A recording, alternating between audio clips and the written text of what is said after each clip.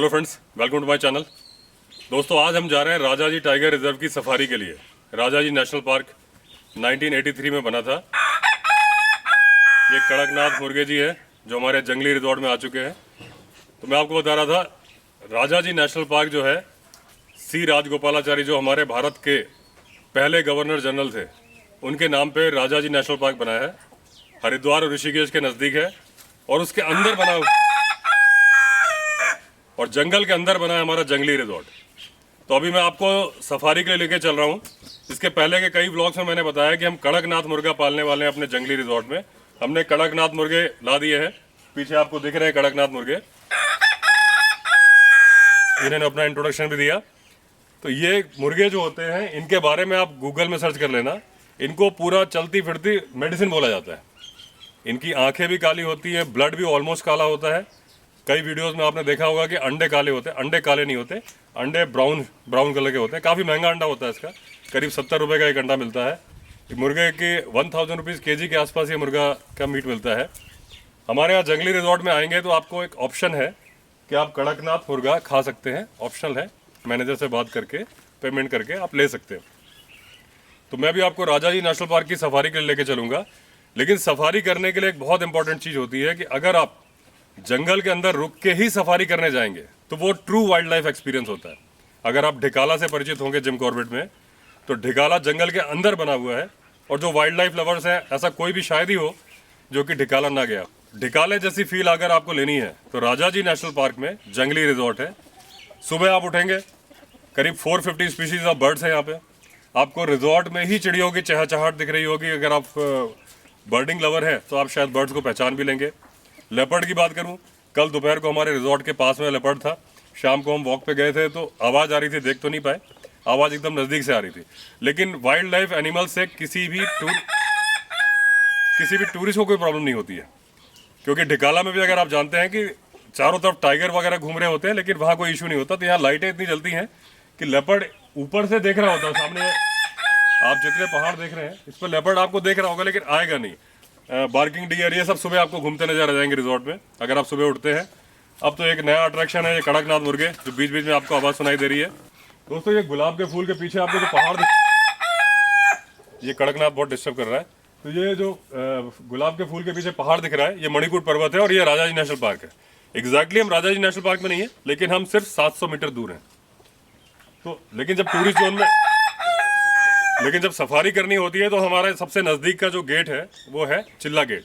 और ये जो हमारे पास में की रेंज है, ये गोहरी रेंज बोलते हैं इसको।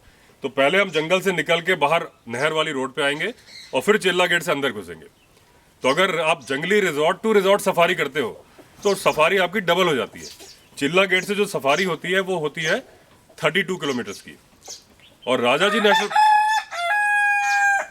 नेशनल पार्क की जो सफारी है वो कैपिटल क्यू के आकार की है। जैसे आप गेट से एंटर करते हो और एंटर करते ही मुश्किल से 100 मीटर आगे जाके आप लेफ्ट को मुड़ जाएंगे और पूरी सफारी करते हुए वापस आएंगे तो कैपिटल क्यू का शेप बनता है। मतलब अगर आप जंगल में एंटर किए तो 32 किलोमीटर का रन आपको करना ही करना है। मतलब आपको ये फील नहीं होगी कि जिप्सी वाले ने आपको पूरा घुमाया कि नहीं घुमाया, क्योंकि राजाजी नेशनल पार्क में एक ये फैसिलिटी है, आप चाहे फर्स्ट टाइमर हो, आपको पूरी सफारी देखने को मिलेगी, क्योंकि कोई ऑप्शन ही नहीं है बीच में वापस आने का। आप एंटर करोगे, कैपिटल क्यू शेप में चले जाओगे और वैरायटी बहुत है। सबसे पहले आप जाओगे तो ग्रासलैंड्स आएंगे, उसके बाद हिल्स आएंगे, फिर डेंस फॉरेस्ट आएंगे। और 37 टाइगर्स हैं, काफ़ी 500 के आसपास वाइल्ड एलिफेंट्स हैं। आजकल तो स्लॉथ बियर की साइटिंग बहुत हो रही है। लेपर्ड की साइटिंग तो रेगुलर है। यहीं पे हमारे जंगली रिजॉर्ट के आसपास 20 लेपर्ड्स की रेगुलर मूवमेंट है। जैसा मैंने पहले बताया, अगर सफारी का आपको रियल एक्सपीरियंस करना है तो अगर आप जंगल में अंदर नाइट हॉल्ट जंगल के अंदर करें और फिर सफारी पे जाएं तो आपका एक्सपीरियंस डबल हो जाएगा। क्योंकि आप अर्ली मॉर्निंग, आपने नाइट भी देखी जंगल की, मॉर्निंग भी देखी, और सफारी तो आप करेंगे ही। चलिए फिर आपको लेके चलता हूँ राजाजी नेशनल पार्क की सफारी के लिए। चिल्ला गेट से सफारी होती 32 किलोमीटर की, और यहाँ से चिल्ला गेट आना जाना 30 किलोमीटर है, 15 किलोमीटर है। तो ये भी पूरा जंगल है। आप ये सामने जो भी हिली एरिया देख रहे हो, पूरा राजाजी नेशनल पार्क है। तो आपकी 62 या 64 किलोमीटर की सफारी हो जाती है। और पूरा रास्ता ये आप करीब 10 किलोमीटर जंगल से निकलेंगे, फिर एक कैनाल की रोड आएगी, वो भी बहुत ही सुंदर है, मैं आपको दिखाता हूँ आगे चल के। फिर चिल्ला गेट के अंदर हम एंटर कर जाएंगे और फिर आगे मैं बताते ही चलूंगा। तो चलिए चलते हैं चिल्ला गेट की तरफ।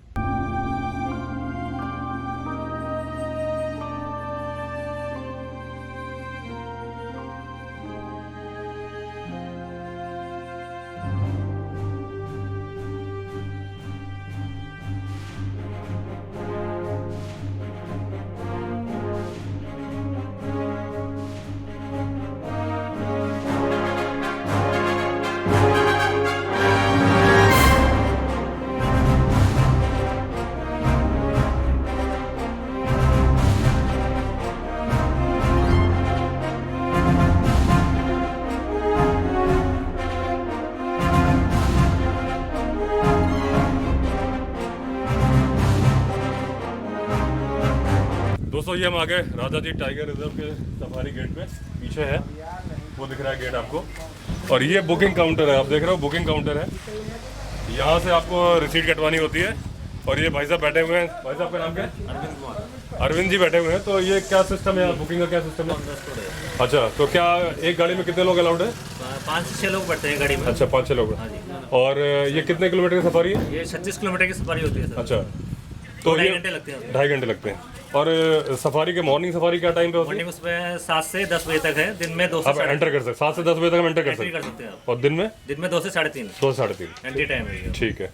और 2.5 से 3 घंटे में बाहर आ सकते हैं। अच्छा वैसे आपका नाम क्या है? खुशीराम जी। अच्छा खुशीराम जी, अगर हम जब जाते हैं शाम के टाइम पे और मान लीजिए अंधेरा हो गया, फिर सर कारण बताना पड़ेंगे आपको क्यों अंधेरा हुआ। अच्छा मान लो गाड़ी खराब हो गई, कुछ हो गई, तो आप और अगर जस्टिफाइड रीजन नहीं हुआ तब? तो गाड़ी वाले को जवाब देना पड़ेगा कि अच्छा, चालान वगैरह होगा, कोई पेनल्टी वगैरह? गाड़ी वाले की जिम्मेदारी है। गाड़ी वाले की।